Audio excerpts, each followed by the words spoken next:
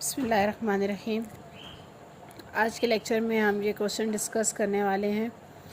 एक triangular plate है, uniform material की बनी हुई है और उसकी साइड्स की लेंथ बता दी गई है a2a² है। हमने प्रिंसिपल एक्सिस और principal moment of inertia find करने हैं, वो भी 30 डिग्री कॉर्नर के ऊपर। तो डायग्राम मैंने बनाई है। ये हमारे पास एक ट्रायंगल है, ओ ए बी इस ट्रायंगल का नाम है। ओ ओरिजिन के पॉइंट ऑफ कोर्स हमारे पास 0 0 होंगे। a√3a और 0 है और b√3a और a पॉइंट्स के नाम है। ये हमारे पास एक लाइन L पास कर रही है जो सेंटर ऑफ ग्रेविटी से पास कर रही है और जहाँ पे कट कर रही है उस पॉइंट का नाम है D और इस लाइन का नाम है L। इस हाइपोटेन्यूज की इक्वेशन है y=x/√3 मेंशन कर दिए √3a और 2a। अब ये D से A तक का जो डिस्टेंस है वो D1 है और D से O तक का जो डिस्टेंस है वो D2 है और ओवरऑल पूरा जो डिस्टेंस है वो √3a है। कंसिडरेशन मैंने लिखी है कि AOAB एक ट्रायंगुलर प्लेट है, उसकी साइड्स ऑफ लेंथ ABA है, OA के अलॉन्ग √3a है और BO के अलॉन्ग 2a है। MB the mass of triangular plate है। OX along OA and AB parallel to OY और angle of BOA is equal to 30 degree. अब हमने सेंटर ऑफ ग्रेविटी पॉइंट ये G के पॉइंट फाइंड करने हैं। तो G के पॉइंट फाइंड करने के लिए तीनों पॉइंट्स को सम करेंगे। तो एक्स एक्सिस के पॉइंट को सम करें तो 0√3a प्लस √3a, 3 पॉइंट्स हैं तो 3 पर डिवाइड। इसी तरह एक्स के अलॉन्ग लेंगे तो 0 प्लस a डिवाइडेड बाय 3। तो ये हमारे पास आएंगे सेंटर ऑफ ग्रेविटी के पॉइंट। अब हमें मोमेंट ऑफ इनर्शिया फाइंड करना है अलॉन्ग OX के। तो moment of inertia of triangle about OX is, तो IOX इज़ इक्वल टू, ये फ़िलहाल आपको याद रखना होगा 1/6 m²। बाद में हम ट्रायंगुलर प्लेट का इनर्शिया फाइंड भी कर लेंगे। अब सिमिलरली हम मोमेंट ऑफ इनर्शिया फाइंड करेंगे ऑफ प्लेट अबाउट AB का। तो IAB is equal to 1/6 m। Perpendicular distance लेना होता है तो AB वर्टिकल लाइन को शो कर रहा है, तो परपेंडिकुलर उस पर बनेगा एक्स एक्सिस और एक्स एक्सिस पर डिस्टेंस की वैल्यू चल रही है √3a का होल स्क्वायर। तो 1/6 m ये हो जाएगा 3a का स्क्वायर, 3 2 = 6, तो फार्मूला वैल्यू बन जाएगी 1/2 ma का स्क्वायर। अब हमने मोमेंट ऑफ इनर्शिया फाइंड करना है about line L of plate about line L through G और यूज़ करेंगे parallel axis theorem. Parallel axis theorem के मुताबिक IAB है जो वर्टिकल लाइन है, उसके पैरेलल लाइन है IL प्लस उन दोनों के दरमियान का डिस्टेंस है D1 का स्क्वायर। मैं आपको दोबारा डायग्राम भी दिखाने की ट्राई करती हूँ। IAB ये वर्टिकल लाइन है और ये पैरेलल है IL1 के अक्रॉस, मतलब ये दोनों लाइंस आपस में पैरेलल हैं और इन दोनों के दरमियान का डिस्टेंस जो है वो D1 है। अब हम D1 डिस्टेंस को नहीं जानते, तो D1 डिस्टेंस को फाइंड करने के लिए मुझे ये पूरी लाइन लेनी होगी। वो है OA और OA डिवाइड हो चुका है दो पार्ट्स में, OD प्लस DA। इसमें से मुझे DA की वैल्यू निकालनी होगी और DA का नाम हमारे पास क्या है, D1 है। तो अब मुझे D1 की वैल्यू निकालनी है। तो D1 की वैल्यू निकालने के लिए आपको मैं डायग्राम में दिखा चुकी कि OA इक्वल लूँगी OD प्लस DA। इसमें से DA की वैल्यू निकालें तो OA माइनस OD, DA का नाम है D1, OA माइनस OD। अब OA के अलॉन्ग तो डिस्टेंस हमारे पास चल रहा है √3a माइनस ओ डी ये वाला डिस्टेंस है हाफ, ये वाला ओ से डी तक ये वाला डिस्टेंस है हाफ, और इसमें हम सेंटर ऑफ ग्रेविटी का पहला पॉइंट उठाएंगे 2a/√3। इसका एलसीएम लेंगे तो √3 एलसीएम आएगा, तो 3a - 2a ये बनेगा a/√3। अब हम इसे पुट कर देंगे इस वाली इक्वेशन में, पुट इन 1, तो IAB is equal to IL + m a/√3 का स्क्वायर। इसमें से IL की वैल्यू निकालें तो IAB - m a/√3 का स्क्वायर।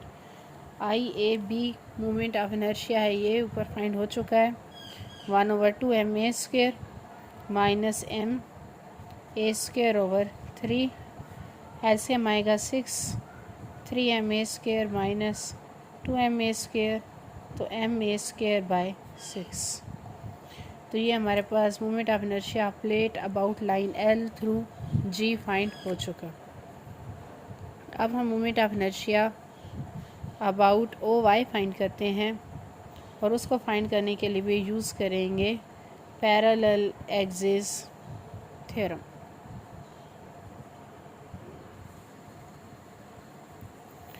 ये होगा IOY is equal to IL + m d2 का स्क्वायर।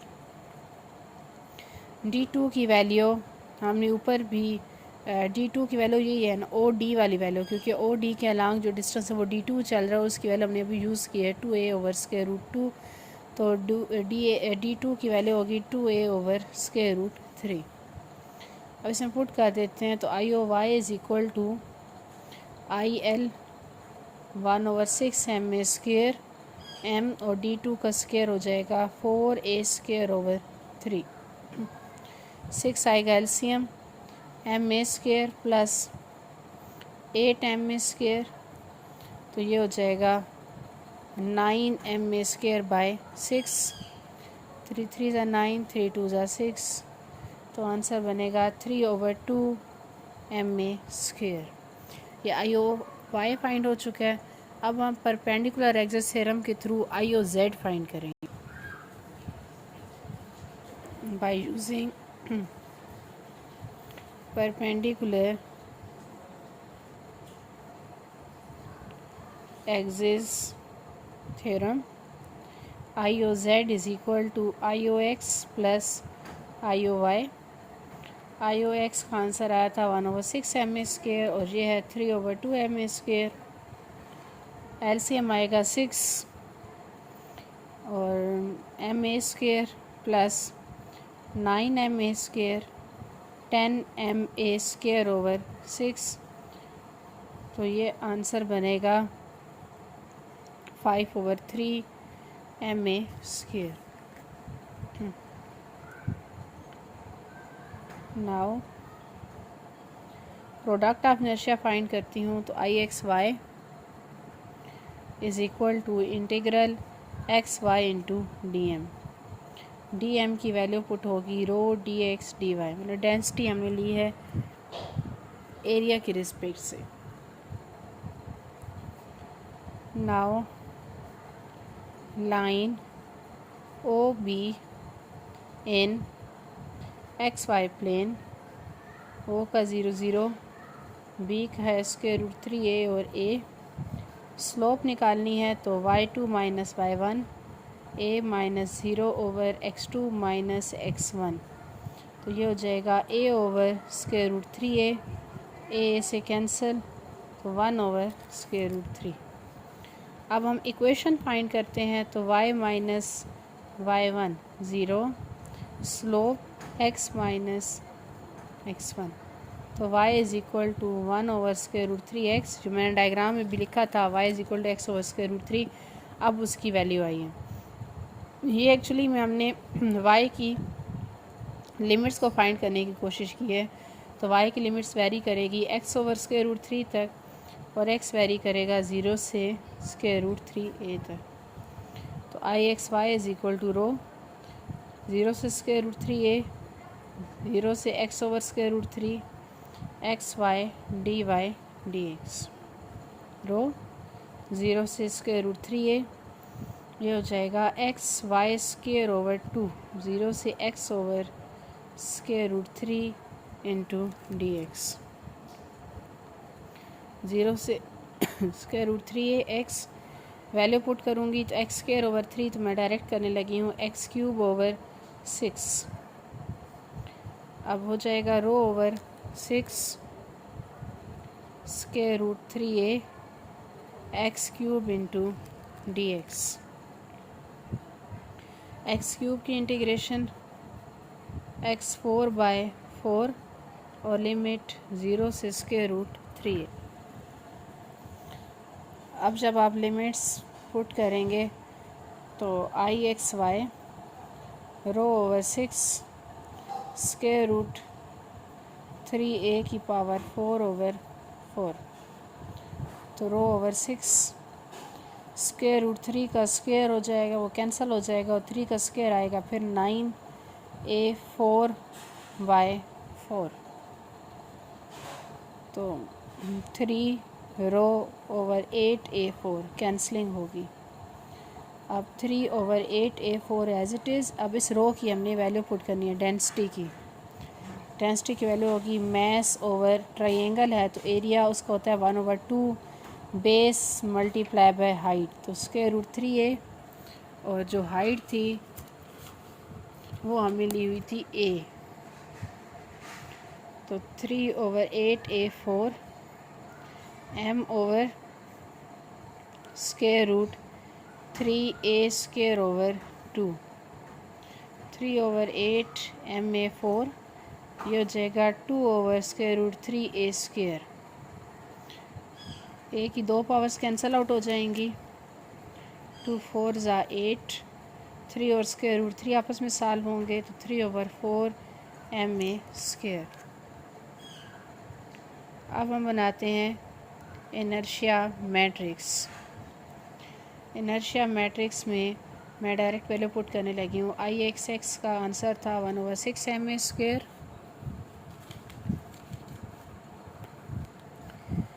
और i(x(y) माइनस i(x(y) का answer minus square root 3 over 4 ma square.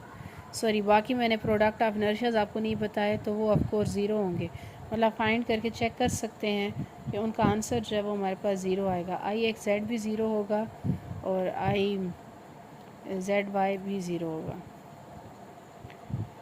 इस तरह minus square root 3 over 4 ma square, क्योंकि i(x(y) और i(y(x) की वैल्यू जो होती है वो सेम होती है, और i(y) कहें या i(y) कहें उसे हम लिख सकते हैं, और उसका आंसर हमारे पास था 3 over 2 ma square. Sir next 0 0 0 और 5 ओवर 3 ma स्क्वायर। अब यहाँ से ये करते हैं कि ma स्क्वायर बाई 12 कॉमन लेते हैं ताकि जो डिनोमिनेटर्स टर्म्स आ रही हैं वो ख़त्म हो जाए, फ्रैक्शन ख़त्म करने के लिए। 2 minus 3 square root 3 0 minus 3 square root 3 18 0, क्योंकि 12 भी है ना, तो 2 6 are 12 और 6 3 are 18, 0 0 और 20। ma स्क्वायर बाई 12 को अगेन हम अल्फ़ा मानेंगे, where alpha is equal to ma square by 12, और फिर जब हम पुट करेंगे तो 2 alpha square root 3 alpha 0 minus 3 square root 3 alpha 18 alpha 0 0 into 20 alpha. अब हम बनाएंगे एक कैरेक्टरिस्टिक इक्वेशन और लैम्डास की वैल्यू को फाइंड करेंगे। Now characteristic equation is 2 alpha minus lambda minus 3 square root 0 minus 3 square root 3 alpha 18 alpha minus lambda 0 0 20 alpha minus lambda equal to 0। 2 alpha minus lambda 18 alpha minus lambda 20 alpha minus lambda plus 3 square root 3 alpha, तो ये हो जाएगा minus 3 square root 3 alpha 20 alpha minus lambda equal to 0। अब 20 alpha minus lambda दोनों values में आप उसे common ले लें, तो ये आ जाएगा 2 अल्फ़ा माइनस लैम्डा, ये बाहर वाला 18 अल्फ़ा माइनस लैम्डा, और इनको आपस में सॉल्व करेंगे तो minus 27 alpha square equal to 0।